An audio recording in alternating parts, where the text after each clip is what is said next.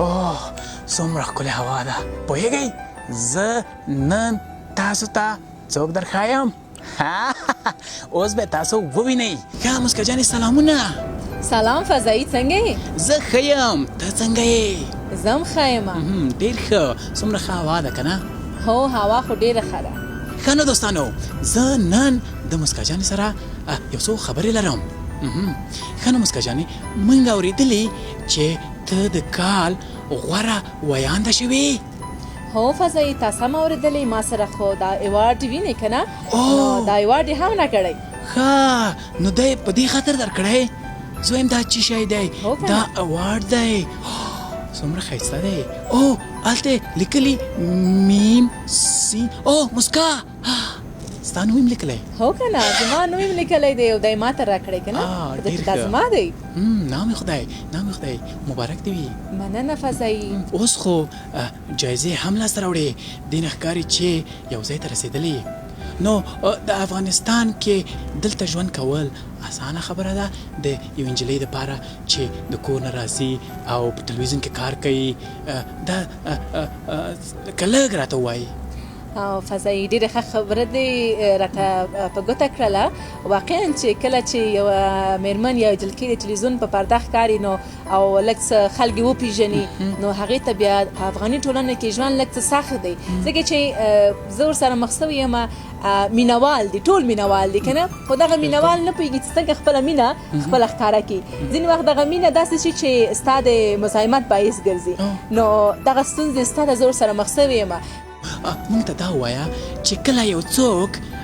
داسې مډال اخلي د خوشحالۍ احساس کوي هو فضایی ډېر د خوشحالۍ احساس وي ځکه چې کله چې یو مډال اخلي یا ایوارډ اخلي یا ته ستایل کېږي نو دا په دې معنا چې تا ډېر ښه کارونه کړي دي هغه برخه کې چې ته کار کوي نو کوم زحمتونه چې تا ښکلي دي نو هغې ډېرې مثبتې پایلې لرلي په خلکو هغې ځای مثبت واخلي هغې ځای کړي دي نو دې لپاره د خوښۍ احساس کوي او نو په ځان باندې هم ویاړې چې وایي او دا خو ما وګټه څومره ښه که نه ما اورېدلي وایي داسې سړی احساس کوي لکه د هوا نه ګلان راورېږي هو بالکل په کوچنیوالي کې دې داسې فکر کړی و چې ته به یو ورځ ژورنالسته شې او داسې جایزې به لاسته راوړې هو فضایی ما خو ماشومتوب نه ډېره لیوالتیا دې سره وه چې زه باید ویانده سمه او خلکو ته د ویاندۍ له لارې خدمت وکړم نو د همغه لپاره مې ډېر زحمتونه ښکلي دي کار مې هم ډېر کړی دی نو بالاخره اوس دغه د لږ څه بریالي سوی یم چې دغه ایوارډ مې اخیستی نام خدای ښه نو دا ډېر اسانه کار دی چې یو څوک ژورنالست شي اسانه خو نه دی ځکه چې هر کار چې کوي باید ډېر کار ورته وکړي نو که چیرې یو څوک وغواړي چې ژورنالست شي که نه لکه ستا په شان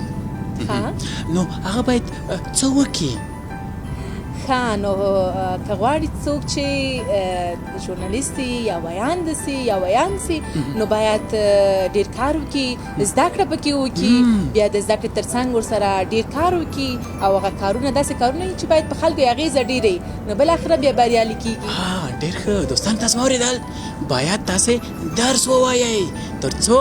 د مسکا جانې په شان تکړه او څه ورته وایي ښې جایزې لاسته راوړئ زما فضایی خاطره دا د جالبه چې راته پاتې ده که نه زما مور ډېره عاجزه مېرمن ده غلې ده او زه ډېره شوخه وم نو هره ورځ به دوه درې کورنۍ راتللې دروازه به یې ټکوله او زما شکایت به یې کوه نو بیا به چې مور به مې ولیده چې غلی به وه داسې به یې وکتل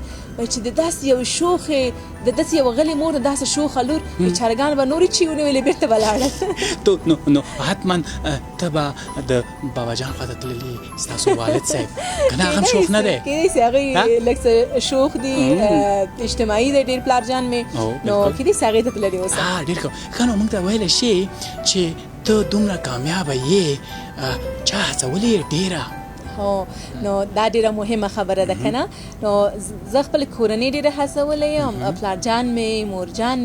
مورجانې مې ځکه چې زما